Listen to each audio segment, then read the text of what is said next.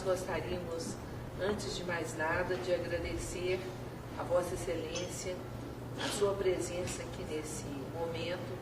O Tribunal está, através da primeira vice-presidência, realizando esse projeto que me parece fantástico, que é preservar a memória do Tribunal através de entrevistas que são feitas principalmente com os membros do Tribunal, que são as pessoas que ajudaram a construir a própria história. Então, agradeço muito a sua gentileza, a sua boa vontade. E a nossa entrevista sempre começa pedindo ao entrevistado que fale um pouco a respeito da sua vida. Então, na verdade, eu me sinto muito honrada com o convite, gratidão é minha de poder estar aqui. Como o tribunal é muito importante para todos nós, se eu puder contribuir com qualquer lembrança, né, para que enriqueça a história do próprio tribunal, eu fico muito feliz, honrada e feliz de ter sido lembrado. Bom, minha história pessoal, eu sou goiana, nasci na capital, nasci em Goiânia em 1956. Eu brinco que meu pai fez o caminho inverso, quando todas as pessoas vinham para Brasília, realmente para a construção da capital, meu pai embrenhou-se mais ainda no interior de Goiás. E logo depois do meu nascimento, nós mudamos para uma cidade do interior, que hoje é assim, muito próximo do Goiânia. Mas naquele tempo, que não tinha asfalto, Goiás é muito atrasado em termos ainda de desenvolvimento urbano, nós fomos para Jandaia, que é, assim, eu considero que é a minha cidade, paixão de cidade natal. Então nós fomos para lá, fomos morar no interior, de fazenda, e eu ainda nem tinha idade escolar, mas os meus dois irmãos, os mais velhos, já começavam a alfabetização em escola rural. E logo em seguida, um ano depois, nós fomos morar realmente em Jandaia. Eu comecei o meu estudo, né, o grupo escolar naquela época, comecei o ginásio. Aí também os mais velhos precisavam continuar os estudos, porque terminaram o ginásio, nós voltamos para Goiânia. Então eu passei um bom tempo em Jandaia e fomos para Goiânia. Eu terminei o ginásio, fiz o segundo grau, na época a gente falava científica ainda, e entrei na Universidade Federal de Goiás para fazer Direito, isso já em 77. Por que Direito? Por que Direito? Direito foi por causa de História da Vida. Quando nós fomos para Goiânia, e logo em seguida eu fui trabalhar, ainda bastante criança, porque eu não registrei, mas eu venho de uma família muito pobre. Aí eu brinco assim, que a gente fala, quando fala história, eu falo que muito pobre, nós já estávamos enriquecendo, porque nós éramos realmente bastante carentes. Meu pai trabalhava com serraria, a minha mãe trabalhava com costura. Então, precisava da mão de obra infantil quase, né? Então nós fomos morar em Goiânia. Meu pai ficou no interior. Minha mãe ainda não tinha uma freguesia em Goiânia para ajudar no nosso sustento. Então nós precisávamos trabalhar. Aí eu arrumei um trabalho, meu irmão também, todos nós fomos trabalhar. Durante algum tempo eu trabalhei, fui auxiliar de dentista e consegui, logo aos 18 anos, um contrato, que na época ainda era temporário, na Secretaria de Educação, e logo consegui uma mudança, não é? Aquela requisição para trabalhar no Ministério Público de Goiás como funcionário. Eu tinha feito um curso de datilografia, modéstia à parte, era muito boa datilógrafa. E fui trabalhar no Ministério Público de Goiás. Então, desde sempre, quando eu ainda fazia o segundo grau, trabalhando ali no Ministério Público, eu fui me apaixonando por aquelas situações, o trabalho dos promotores. Eu já lembrava da história de Jandaia. Quando eu era menina, eu já subia em árvore para ver o que estava acontecendo no júri, eu era muito curiosa. Eu achava aquilo muito interessante. Então, fazer direito foi quase automático dentro desse caminho. Eu trabalhava no Ministério Público, era servidora, né, era datilógrafa do Ministério Público. Consegui, era um curso que eu podia fazer à noite, continuar trabalhando durante o dia, eu trabalhava durante todo o dia, né, trabalho leve, eu trabalhava no gabinete, muito serviço, né, e fiz o curso de Direito. E do curso de Direito feito, eu fiz concurso para o Ministério Público de Goiás, passei, fui promotora da quanto tempo? Eu fui 12 anos promotora de justiça em Goiás. Aí eu fiz carreira, pode ser. Quantas comarcas? Eu trabalhei na comarca de Ouro Grande, eu fui nomeada para a comarca de Ouro Grande, meu concurso lá é de 82, eu assumi no comecinho de 83. Aí eu trabalhei nessa comarca de Ouro Grande. Lá eu fiquei durante uns 4 anos, fui para a comarca de São Luís, que é próxima. Eu fiquei mais tempo nessa comarca, porque eu estou no estado, tive meu filho lá na comarca. E depois eu fui para São Luís, que é próximo, uma cidade próxima. De lá eu fui para Quirinópolis, que é uma cidade mais para o sul do estado, mais perto de Itumbiara, ali, naquela região, no São Simão. Fui para Goiânia. Durante um ano eu fiquei em Goiânia, atuando na promotoria de ofício junto às varas de fazenda pública. Aí eu fiz concurso.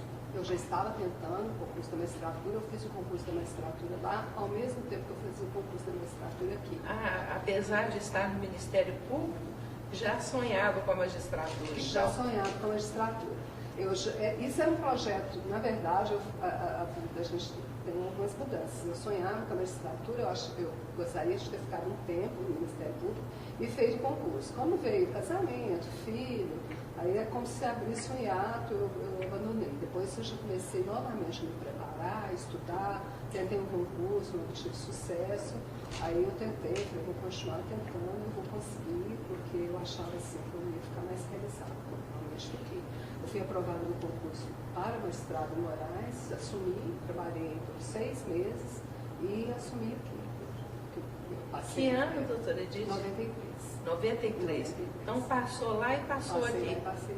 E não teve dúvida em deixar Goiás e vir para cá? Não tive dúvida. Na verdade, não tive dúvida porque era o recomeço da carreira no interior de Goiás. Aí eu já tinha um filho, ele já... Eu já imaginava que da mesma a repetição da minha história, de você depois ter que deixar o filho em casa dos outros, porque não sabia quanto tempo eu teria que ficar no interior de Goiás.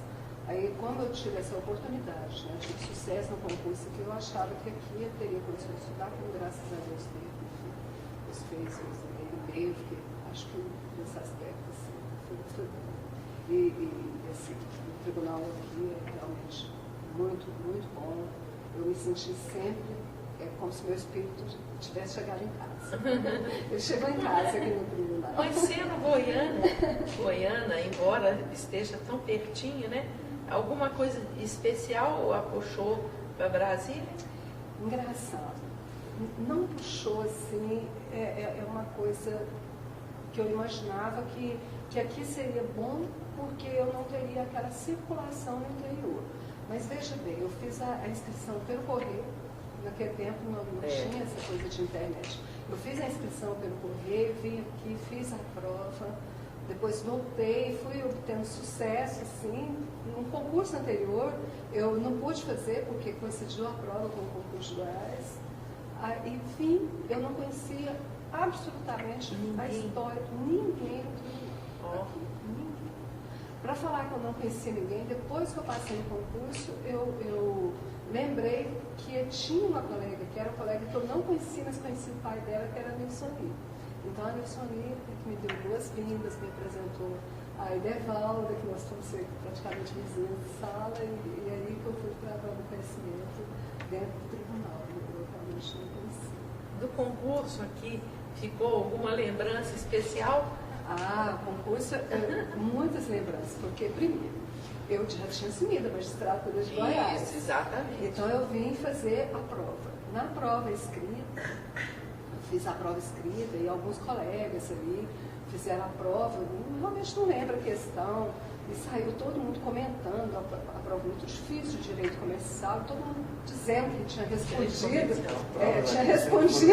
Muito difícil. Sempre muito difícil. Respondendo de um jeito, aí eu falei, olha, eu acho que então eu errei, porque eu respondi totalmente diferente. Só eu passei. Porque eu tinha acertado, nem lembro que questão que era, mas curioso. Aí viemos fazer a prova oral. E quando eu vim fazer a prova oral do concurso... Ainda se lembra dos professores? dos examinadores? Lembro dos examinadores, porque os examinadores, assim, alguns, não lembro de todos, mas civil, processo civil, era o desembargador Natanael, Campos do Amaral, e eu tinha mandado os trabalhos que eu tinha, cópias de trabalhos que eu tinha feito no interior de Goiás, atuando como promotora, relativa a registro DORES. E eu, assim, não foi brilhante, mas achei que tinha ido tranquilo. Aí, quando eu fui fazer a prova, eu estava absolutamente nervosa, mas não era com concurso. Eu seria a minha primeira temporada do júri como juíza lá na comarca do interior de Goiás. Não tinha fórum, porque o fórum tinha sido demolido. Eu tinha que preparar uma sala cedida lá para a maçonaria, a Creuna, para fazer aquele júri. E o júri era 2 dias depois. E aqui eu imaginava assim, eu fiz um cálculo, né? Pedi uma licença provisória lá em véspera de julho para coisa do livro. Eu fiz uma prova. Eu desesperada, que eu tinha que fazer a prova aqui, porque eu tinha que montar a estrutura do júri lá. Então, eu fui ser examinada e todo mundo tremendo de medo, porque o examinador era o Menegildo, que era examinador da acompanhar a banca de penal. E ele foi ser examinador também? Mas que sorte a minha. Eu nem sabia da história dele como um terror no concurso. Ele perguntava, e eu lembro que ele me perguntou uma questão, e eu respondi para ele com a maior segurança, eu não sei. Eu não sei responder. Aí todo mundo, admirado, assim, com a minha coragem. Eu falei, gente, mas eu precisava ir embora, eu não podia ficar perdendo meu tempo. Eu não sabia. Eu gostaria de ir embora e sair, porque eu ainda tinha que chegar em Creona. Mas sabe que foi tranquilo? Porque aí eu fiz a prova, respondi, eu sabia, o desembargador era João Ulloa, que era o vice, né? Que era o vice responsável pelo concurso, ele estava lá. O doutor, pela ordem, que é o Carlos Matias, era um dos examinadores, me recordo, estava na banca. Mas foi tranquilo, que aí eu já respondi o restante das questões. Então, eu acho assim, que a minha classificação no concurso ela foi um pouco prejudicada pelo desespero de terminar as provas. Mas tive muita sorte, realmente, assim, consegui fazer. Depois também consegui fazer o júri, né? E fiquei feliz de ter sido aprovada aqui. Eu não tive dúvida. Foi em 93? De 93, isso em maio de 93. E vim também, assim. Se adaptou logo em Brasília? Adaptei logo, né? Quanto à magistratura aí, já tem menos dificuldade, considerando a sua experiência? Pois assim, tem realmente, mas assim, o volume do trabalho é diferente. É muito diferente, porque quando você chega aqui em Brasília, é muito diferente do interior de Goiás. No interior de Goiás, você trabalhava ali com a comarca que tinha muito processo, ela tinha 1.000, 1.500 processos naquelas comarcas de primeira. A comarca era uma comarca de muito trabalho, com toda espécie de trabalho, que é a competência geral, como é todo o interior. Então era uma comarca que, como substituta lá, foi trabalhosa. Mas aqui não, aqui era 4.000, 5.000 processos, né? E no tempo que o tribunal, ele ainda não estava estruturado como hoje ele está. Quando eu cheguei, ainda já tinha máquinas elétricas, mas era só o que tinha. O computador, eu lembro que nós fomos os pioneiros, eu lembro que o pioneiro era o desembargador Mário Machado, né? Acho que ele, mas poucos colegas tinham computador. Então ele nos aconselhou, nós precisamos adaptar o computador, comprar. Então eu comprei o computador, como todos os outros colegas fizeram, né? Compramos um computador e fomos fazer aquele cursinho rápido para adaptar no computador. Mas não tinha, assim, como tem hoje o Google, todos os tribunais, era uma máquina um pouquinho mais sofisticada. Eu lembro do próprio Mário dizendo que a grande vantagem era poder corrigir. Exatamente. Mas era. Usando carta certa, com certeza. Lembrando que eu tinha sido datilógrafo, eu adaptei bem aquele muito tempo, só fiz um curso de digitação rápida ali. E assim, agilizou o trabalho, agilizava o trabalho. Isso era todas as nossas expensas. Depois o tribunal começou a implementar um trabalho de compra mesmo dos computadores. E foi muito rápido, né? Você olhando a história do tribunal, do que eu entrei, para o complexo de informática que o tribunal tem hoje, é impressionante. Acompanhando a história do próprio mundo, mas é impressionante. E se recorda da primeira vara? Da Aqui? sua primeira designação como juíza substituta? Recordo. A primeira designação foi para um auxílio da 10ª Vara Civil. Tinha muito trabalho, que era o desembargador Mário Santos. Desembargador Mário Santos. Tinha muito trabalho e o tribunal tentou, já naquele momento, fazer um mutirão. Nós fomos os 3 colegas designados para tentar dar vazão ao trabalho, mas ficou assim realmente com boa intenção, porque logo sempre os substitutos são escassos em relação à necessidade. E nós já fomos dali, eu já fui designada, foi muito pouco tempo, eu já fui designada para uma outra vara. E depois também não circulei muito como substituto desembargadora, não circulei. Eu trabalhei do auxílio do desembargador, eu devo ter ficado assim, girei um pouquinho no auxílio uma substituição na vara de fazenda, uma substituição na vara criminal. Por poucos dias eu tive um problema em Goiás que eu precisei tirar uma licença para resolver alguns assuntos. No retorno, eu já fui para a vara civil, inicialmente para a substituição da desembargadora Vera. Trabalhei na 7ª. Aí ficou aquela história também de auxílio e auxílio. No auxílio da desembargadora Vera e no auxílio do desembargador Sérgio do Pedro. Duas varas ao mesmo tempo. 2 varas ao mesmo tempo. 2 colegas maravilhosos. Eu só tenho a agradecer. E acabei indo para o auxílio do desembargador Sérgio, ficando só na vara. Na substituição, ele foi convocado para o tribunal. Fiquei na substituição dele até durante todo o tempo, até a instalação das novas varas. O tribunal criou as varas depois da 11ª, eu instalei uma daquelas varas e já fui promovida depois. A 14ª. Instalei a 14ª. Que eu fui para lá depois. Não foi? Sim. Instalei a 14ª. E foi um período de substituição, ele não foi tão longo, eu não girei, fiquei praticamente todo o tempo, pode dizer, civil. E depois fui na instalação da 14ª civil, eu fui promovida já para a vara de família, a segunda vara de Ceilândia. Eu fiquei em Ceilândia também mais uns 2 anos. 2 anos. Exatamente. Estranhou a vara de Ceilândia, de família? Saindo de uma cível de Brasília? Porque saindo de uma cível, hoje que era aquele volume de serviço, ir para uma vara de família, onde era quase oral, né? A vara de família, quase um rito de oralidade, foi um período bom, um período de crescimento pessoal. Eu digo assim, que do período que se pode dizer que eu acho que o mais cansativo como profissional, como pessoa, é a vara de família. A vara civil você trabalha muito, é exaustivo, mas a vara de família ela te traz um desgaste pessoal muito grande. Você leva, é como se você levasse parte daquele trabalho assim para o seu sono. Né? É verdade. Muitos dramas, muita pobreza Eles falam que às vezes aqui nas varas do plano, acho também que um pouco é mito, que nas varas de família do plano discutir dinheiro. Eu discordo, não concordo muito com essa afirmação. Acho que realmente tem mais patrimônio onde existe demanda que envolve dinheiro, realmente as pessoas ficam mais egoístas. Mas a vara de família como tudo é uma vara de muito sofrimento, as pessoas não têm realmente um consenso para um acordo. E tudo é sofrimento, a interdição do incapaz, ela no satélite como Ceilândia, era para receber benefício de prestação continuada. Então são pessoas paupérrimas, que não têm um carro para deslocar até o fórum, mas pessoas muito carentes. Eu acho que realmente lidar com aquela situação de miséria e de você querer fazer mais, muitas vezes de paternidade vão fazer mais, então tinha dia que nós fazemos 25. Era eu e que hoje é minha comadre, né? Devo também ao legislatura do Distrito Federal, assim, a conquista de ótimos amigos.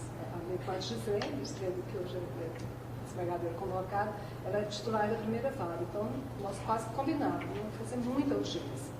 A gente marcava 25 audiências para fazer, porque nós queríamos resolver, porque na audiência é que se resolve. Queríamos resolver. Um período cansativo, mas enriquecedor. A gente lá, vem para cá. A doutora teve uma vara de falência? Então, esse eu achei. Da vara de família eu vim para a vara de falência, onde eu fiquei Já 10 como anos, titular? Como titular. Como titular. Isso. Foi uma escolha, um caminho pré-determinado, a vara de falência, ou não? Caiu nas suas mãos mais ou menos por acaso? Na verdade, foi quase uma escolha, porque antes da vara de coisa que quase ninguém faz no tribunal, nem fazia, eu até recusei uma chance de vir removida, né, nesse critério do tribunal, para a 8ª civil. Eu falei, eu já tinha trabalhado muito tempo, foi uma questão até um pouquinho boba, porque se a gente pode falar assim, eu já tinha uma outra equipe, e eu tinha trabalhado muito tempo como substituta, eu falei, eu vou para a vara, eu vou ter que desalojar aquelas pessoas que têm gratificação, os funcionários. Eu falei, eu acho que eu não vou deixar passar a 8ª civil, eu vou para a próxima vara. A próxima vara foi de falência, logo em seguida.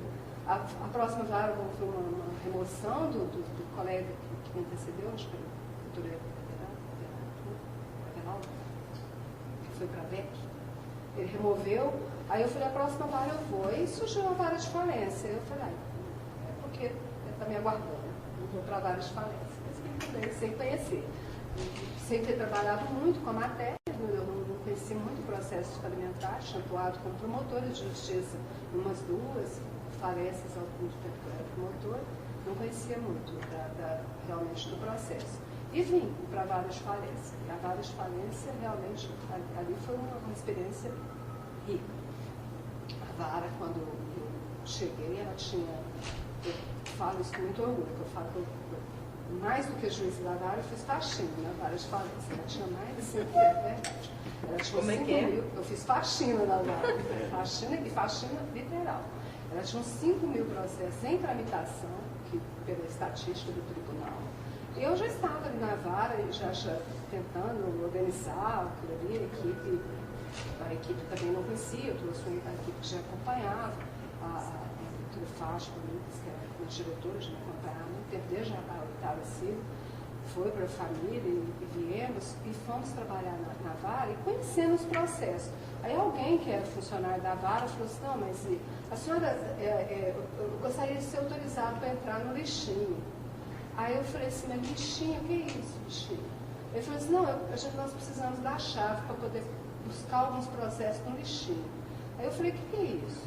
Aí ele falou, não, a senhora não sabe que a vara tem o lixinho, o lixão? Eu falei, não ouvi isso. Aí eu fui conhecer, eram depósitos. Dentro que era apêndice da vara, um funcionava numa copa antiga e o outro numa sala, que eram trancados. Dentro dessas salas, eu descobri que tinha processos encaixotados, livros de falência, tinha bens de falência dentro desses processos, tinha processo de outras varas derivadas, existia um processo que sequer constava da atuação do tribunal. Fiquei apavorada. Porque quando eu vi aquilo, fiquei apavorada, fui à vice-presidência, mas sempre contei muito com o apoio do tribunal. Na época, se eu não estou enganada, o vice-presidente era o desembargador. Desembargador Gerônimo? Não, ele foi corregedor. Corregedor também. Conversei com ele, o desembargador Gerônimo. Bom, não sei, em 98, agora realmente a memória me falhou, mas eu fui na vice-presidência, expliquei a situação, aí a vice-presidência colocou 2 juízes substitutos, atuando na vara, eu falei, eu preciso organizar. Quem eram eles? Ainda se lembra? Os juízes? Esses que foram ajudar? Lembro, porque isso faz parte também da história de vida, né? Foi designado para lá o doutor Clóvis, que hoje é meu esposo. Então foi a melhor designação que o tribunal poderia fazer, ué. Funcionou como cupim. Não é? O tribunal funciona, é o que ele fala, ele fala só, você não deixa de registrar que a sua história foi enriquecida com o meu conhecimento. O doutor Clóvis e a doutora Ieda, que eu acho saudosa memória. Muito presença. Faleceu tão nova, muito jovem, deixou uma paixão boa, mesmo. né? Então, o doutor Clóvis e a doutora Ieda foram procurar o auxílio da vara. Praticamente, eles tocavam a parte judicial ou jurisdicional da vara e eu fui fazer esse trabalho de reorganização. Nesse trabalho de reorganização, nós praticamente olhamos tudo, a doutora Fátima e a nossa servidora, Valéria, muito Costa. E os outros funcionários, eu agradeço, o tribunal tem excelentes funcionários, eu só tenho elogiado todos que trabalharam comigo, na falência, então eu tenho que elogiar, eles trabalhavam de 10 a 12 horas por dia, eles faziam o trabalho, então fizemos todo o levantamento, como nós não conseguimos, aí fizemos a autuação daqueles processos, existiam inúmeros processos não autuados, separamos, enquanto nós estávamos fazendo esse trabalho. E que tal de lixão? Era um sistema da vara de mandar para lá coisas que não sabia que encaminhamento dá? Eu acredito. Como é que chega esse ponto? Eu acredito que isso acontece o seguinte, às vezes o juiz muda durante um período da troca de juiz titular, às vezes segue um parâmetro, seguia o processo de falência, a lei era muito antiga, ela dava ensejo a que os processos ficassem, as habilitações, elas não eram para ser autuadas, eram para ser entregues. Então eles entregavam papéis, o cartório autuava, mas não lançava aquilo na distribuição. E quando houve a informatização do tribunal, que veio o registro na autuação, aqueles processos já estavam fechados em caixas. Aí eu acredito também que é o próprio desleixo que vai deixando, vai colocando papéis, coloca processo junto, porque nós autuamos inúmeros processos a partir dali, registramos no tomo. Tivemos o trabalho de ir ao arquivo e pedir a informática do tribunal que desse o número de todos os arquivos, fez toda a conferência. Até que nós chegamos ao número total dos processos. Mas no meio disso, aí vem, eu falo assim, que foram muitos eventos. Porque aí veio a mudança. Nós funcionávamos no 5º andar do prédio do bloco A, houve a mudança para o bloco B. Nós ainda estávamos em processo de organização. Para a mudança do bloco B, nós não tínhamos ainda organizado tudo, estávamos organizando. Fomos instalados no espaço ali térreo do bloco B, onde se decidiu depois instalar um berçário. Então nós tivemos que mudar novamente. Saímos novamente, voltamos para o bloco A, para o 8º andar do bloco A, que estava já num processo de reforma. Uns 3 meses depois que nós estávamos no bloco A, o bloco A foi interditado. Houve um problema de interdição, ele foi interditado e nós ficamos durante muito tempo com os trabalhos suspensos, porque o tribunal estava interditado. Aí, então assim, foram sucessivos eventos. Aí nós fomos instalados... E todos eles perturbadores.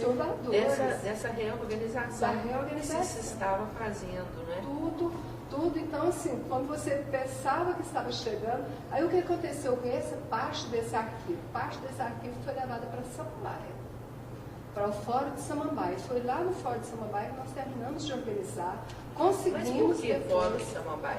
Onde havia local, afinal? Era porque com a interdição do bloco A, foi assim... Dispersou. Nós ficamos sem lugar, a vara de execuções penais ficou também sem lugar, nós ficamos procurando, inclusive ajudando o próprio tribunal, onde tem algum lugar para funcionar. Então, um foi para um, nós fomos, parte do arquivo foi, nós terminamos de organizar. Mas organizamos, terminamos essa organização e veio o advento da nova lei de falências, durante esse tempo, que entrou depois em vigor, já mais adiante, em 2005. Por causa dessa organização, eu precisava de espaço no arquivo, precisava de organizar. Eu fui convidada para fazer parte daquela gestão do documental do tribunal que tratava do arquivo, dos processos. Então, fiz parte daquela comissão, foi uma experiência rica também, durante muito tempo. Doutor Álvaro, Ciarline, parte inicialmente daquele trabalho, fizemos isso e conseguimos arquivar, organizar. A vara ficou tão saneada que depois do advento da lei, ela ficou, quando eu aposentei, ela tinha menos de 500 processos em tramitação. Não é possível. Menos de 5 mil para 500. De 5 mil. Com o registro dos outros, nós chegamos a 6 mil e tanto, quase 7 mil.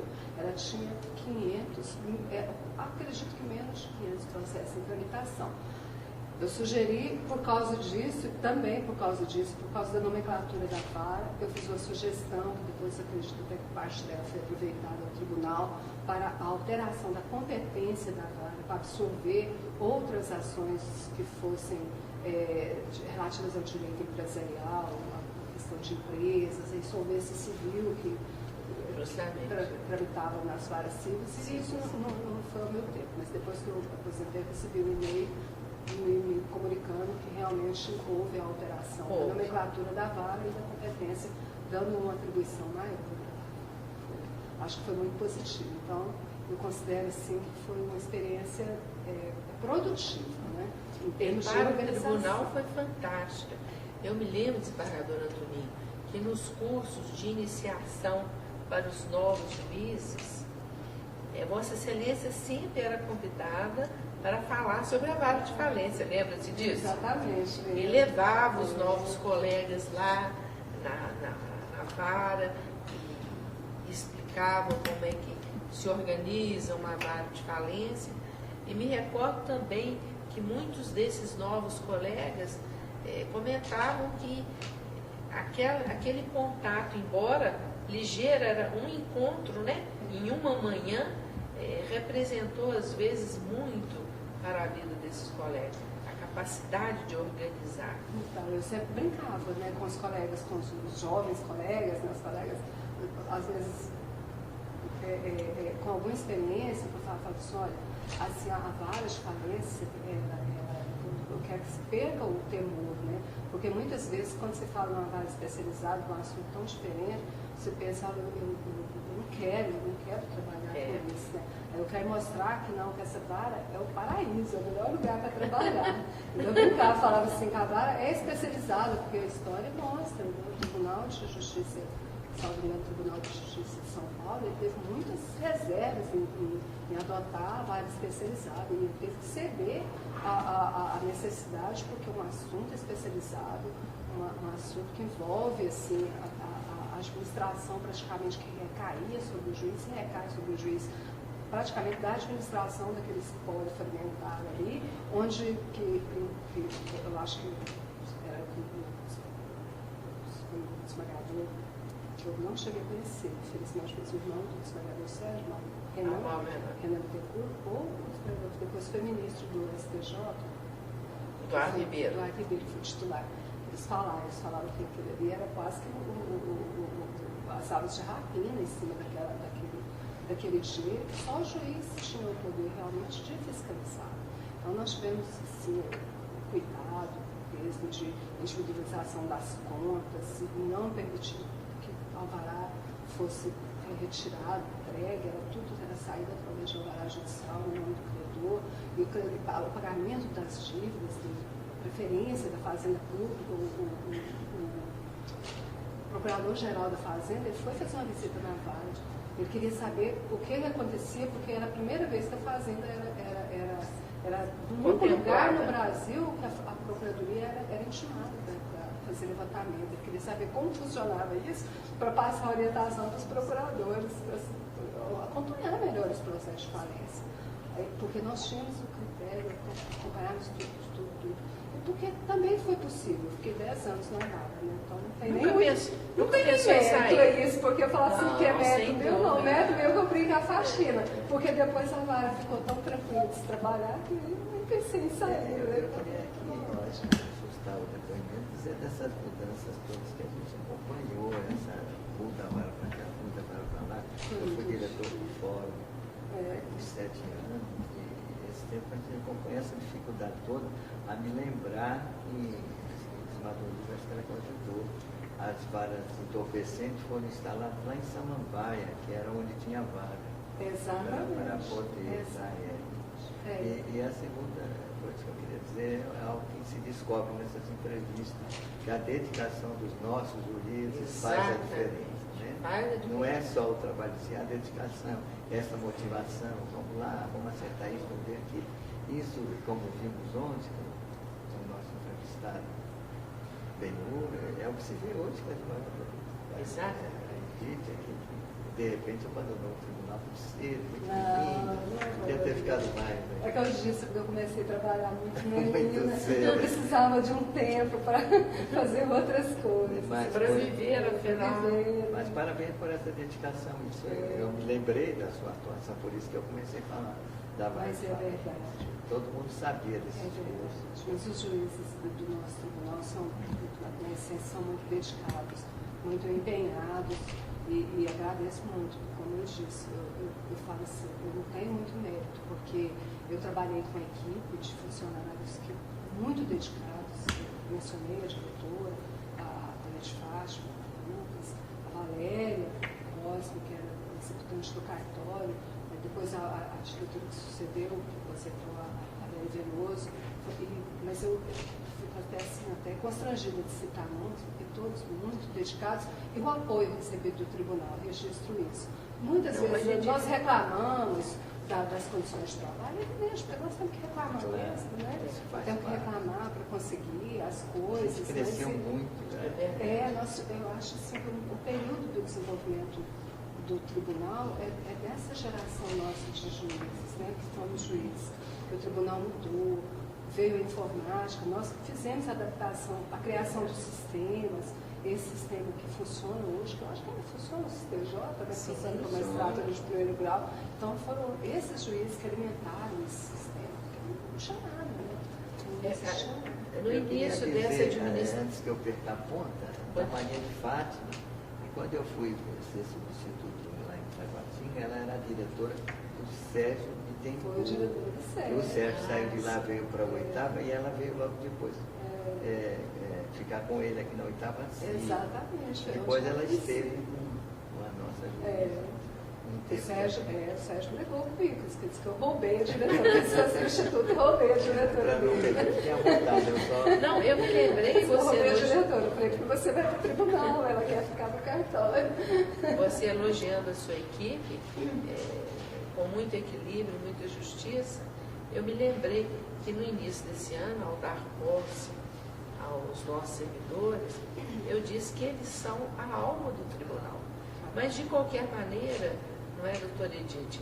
Apesar da grande importância, é na mão de quem tem a batuta que determina o ritmo. Né? Claro.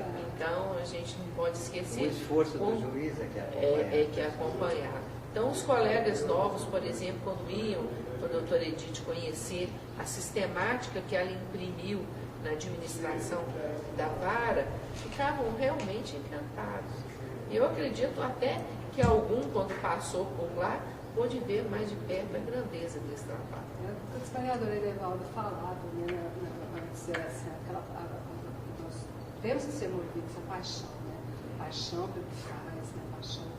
Paixão pelo próprio trabalho, pelo próprio tribunal, de você querer sempre ser o melhor, né? Eu lembro que depois de muito esforço, nós fomos premiados com os projetos que o tribunal fazia de premiar os cartórios. Acho que ainda tem isso, né? Várias... Tem os modelos, hoje tem os selos de qualidade. Né? Então nós ganhamos com esse prêmio a troca dos móveis. Gente, já que foi uma felicidade. Os funcionários é como se estivesse todo mundo recebendo um prêmio pessoal. E é verdade. Trocar os móveis, muita felicidade. Mas eu acredito que é isso, é a dedicação. Eu falava isso muito com os colegas. Eu brincava, falava assim, olha, gente, eu sou quase um folclore ambulante, porque eu comecei a trabalhar ainda muito jovem, logo que eu fui recém-formada, entrei no Ministério Público, fui trabalhar no interior de Goiás. Eu já não vou nem dizer o que o fórum tinha, porque o Goiás desenvolveu a partir da Constituição de Brasília, e o pool de desenvolvimento até de asfalto foi na década quase de 90. Em 80, na época que eu trabalhava, nem asfalto tinha. Então nós andávamos atolando na época da chuva. Não tinha telefone, tinha posto telefone, não podia ter dúvida. Porque se você ligasse no posto telefônico, todo mundo sabia que você estava ligando, perguntava para alguém o que era. Tudo era a descoberto. O fórum não tinha, condições eram precárias, máquina manual. Então eu fui evoluindo com o mundo. E para a gente chegar, então, muitas vezes nós reclamamos muito e vamos ver então o que nós podemos fazer. A reclamação é natural, o ser humano, se não reclamar, ele não evolui, mas nós precisamos também falar assim, não é só o que o tribunal pode fazer, não. O que nós podemos fazer? Porque a história, a diferença é o que você pode fazer. A necessidade que você tem de passar por uma satélite, de conhecer uma população da satélite, de saber às vezes a dificuldade, porque muitas vezes quando nós estamos brincando, às vezes discutindo aqui, achando que todas as causas são muito grandes, às vezes na época, quando os valores são mais, você está fixando uma pensão alimentícia de R$20 por mês, porque a pessoa não tem mais nada para pagar. Então, o dinheiro que você compra um lanche, é isso. Então, eu acho assim, essa sensibilidade. Eu não concebo um juiz sem sensibilidade. Sabe? Não tem. Se você não tiver sensibilidade para se colocar no lugar do outro, você não está no seu lugar. Mas no meio dessa vara de falência, que acabou se tornando assim, um modelo de funcionamento, uma coisa se tornou inesquecível: o conflito positivo de competência para julgar a falência da Incol. Recordando esse fato tão importante, porque nós nunca encontramos conflitos positivos, né? Só negativo. O que ainda lhe vem à mente quando se fala a respeito desse assunto? Quando eu vim para a vara de falência, já se falava muito nessa história, porque tinham vários pedidos de falência contra a Incol que tinham sido ajuizados na vara e a falência elegida. Já era anunciado. Já era anunciado. A Incol, todos nós sabemos onde ela era estabelecida. Ninguém tinha dúvida nenhuma disso, né? Ela era estabelecida no Distrito Federal, aqui, a administração da Incol era aqui, o dono, entre aspas, né, o empresário, residia aqui, no lago, frequentava a colônia social, era aqui. Então, ela fez o que a gente fala no jargão popular, ela anoiteceu e não amanheceu. Ela saiu daqui à noite, na calada da noite, fez uma mudança de estabelecimento antes, eu falo sem nenhuma vergonha, porque suscitei conflito positivo. Exatamente, conflito positivo. Conflito positivo. E lá em Goiânia ela conseguiu, na época, ela conseguiu concordar, foi deferida ao concordar. Salvo não, eu posso asseverar que foi. Exatamente. E foi na minha mudança para lá. Bem no período da minha mudança, em 1998, que eu vim, aí eu sou passional, né? Não admito isso.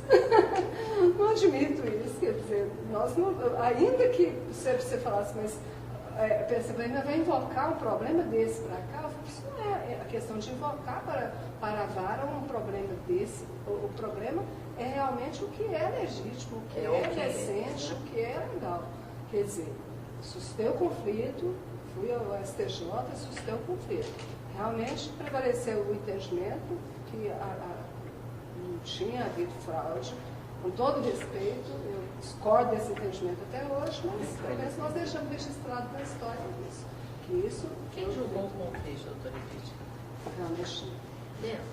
apaguei da minha memória. É o melhor. Fiquei muito irritada com aquilo. Apaguei da minha memória, né, porque eu falo muito e depois falei. Isso que eu acho um absurdo, coloquei minhas razões para a fraude. E comigo concordaram muitas pessoas, acredito, realmente. Muitas, inclusive advogados que à época tinham ações contra a Incol, não é? Tanto que foi um processo movido em Goiânia, e isso eu acompanhei também por história de jornal, com troca de juízes, com muitas histórias envolvendo a própria administração da falência. Foi que está até hoje, né? Não encerrou ainda. Quantos anos já se passaram? Bastante, quantos juízes. Vários juízes passaram, nenhum juiz fica realmente muito tempo na vara, né? Exatamente. Então foi uma atitude muito corajosa, né? Quem acompanhou a sua luta naquela época não esquece. Não é? Muito corajosa a sua atitude de suscitar o conflito positivo. Para mim ela foi uma experiência muito grande. Parei, depois fiz muitos cursos, né? eu brinco assim, que o que tinha de bibliografia de falência, eu tentei adquirir, comprei, fiz muitos cursos. Para a mudança da legislação, nós fizemos até uma especialização Getúlio Vargas, sobre Lopes, com juízes especializados do Brasil todo, lá fazer ferejada, fiquei feliz que eles falaram, que a pessoa que realmente estava acompanhando. Eu falei assim, mas eu acompanhava realmente a tramitação do projeto, mandei sugestões, uma das quais, não por mim e por outros, também encamparam a mesma ideia, que era a ficção, o valor mínimo para pedir, a vara não ter aquela competência desvirtuada de cobrança, sabe, para fixar um valor mínimo. Algumas das sugestões foram acatadas no projeto, ligava, mandava e-mail, sabe, então foi um trabalho importante. Acabei, por causa disso, lecionando. Isso que eu ia lhe perguntar agora. Fui lecionar. E a vida como professor? Foi também, eu lecionei essa matéria. Para a mudança, na mudança da legislação, eu lecionava no IESB, não tinha livro, então eu fazia apostilas, do projeto, da transição, como que seria. Até hoje encontro alunos, olha, professora, foi muito importante, ninguém tinha material, não tinha doutrina nenhuma, eu já estava fazendo crítica da lei, então foi muito bom, foi muito bom, um período bom também. Acabei deixando, depois da aposentadoria eu deixei também, porque eu fui fazer outra coisa que eu gosto muito, que cuidar de fazenda. Aí eu deixei também de lecionar, mas foi um período bom. Há quanto tempo você está aposentado? Olha, eu aposentei em 2008, eu fiquei 10 anos, um pouco mais de 10 anos na vara de falência, e depois de 2008 realmente eu queria aposentadoria. Eu brinco que eu fiz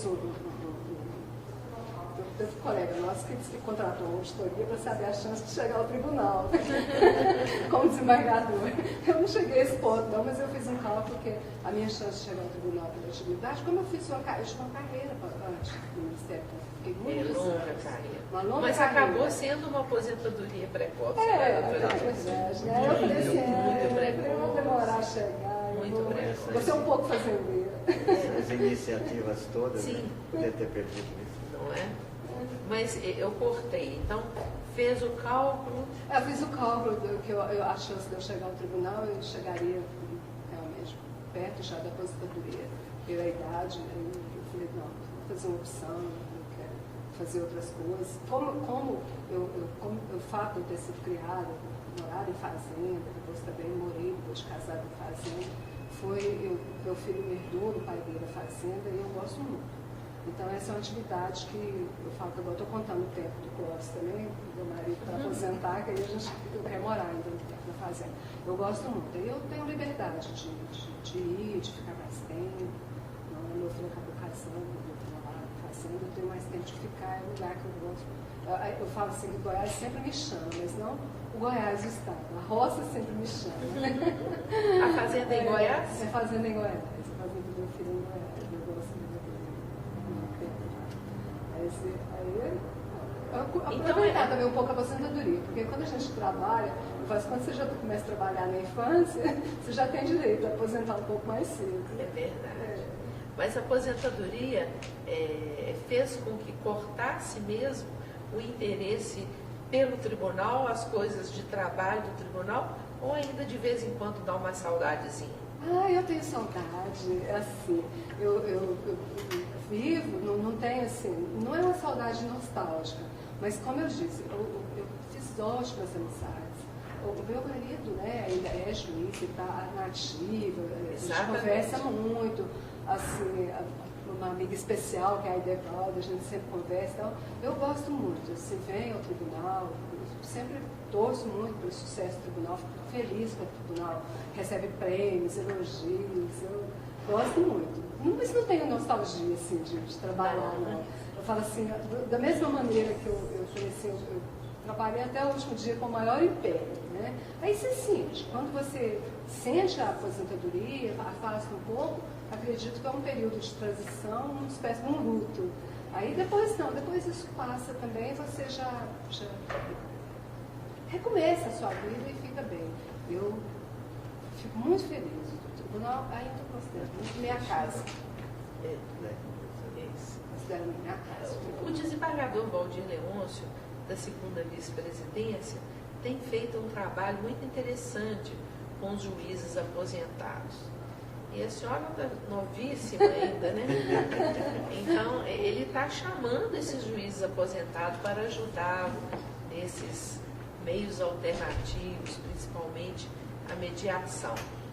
Então, ele realmente recebeu um convite.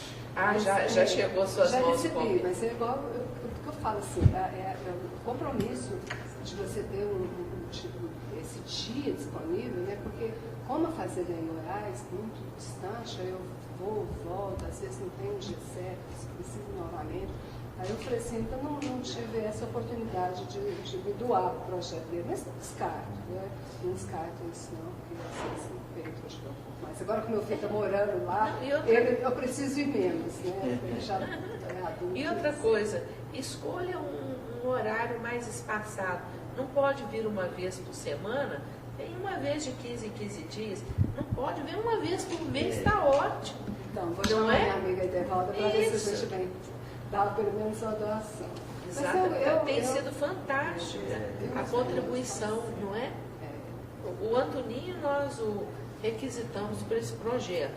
Falei, não vai para a mediação com o Paulinho, que nós precisamos de você aqui. Mas é isso, eu acredito que aí a pessoa vem um dia, vem 2, 3, depois vem toda semana, porque você, é o que eu digo na vara de família, você faz uma audiência, 2, 10, 20, porque a demanda é imensa. Né? A demanda não tem fim. Não tem fim. Eu participei com a desembargadora Nancy, assim, como todos os substitutos quando entrava, a criação do judiciário, naquela época a gente chamava informal. Exato. E sempre, como o desembargador Antonino falava, com a ideia de que aquilo fosse desafogar a justiça. Não desafogou a justiça. A instalação de outras varas, não houve essa limitação de distribuição. Ao contrário, quanto mais aumenta o tribunal, quanto mais perto ele chega do público, mais a demanda. Os juizados estão bem superlotados de trabalho.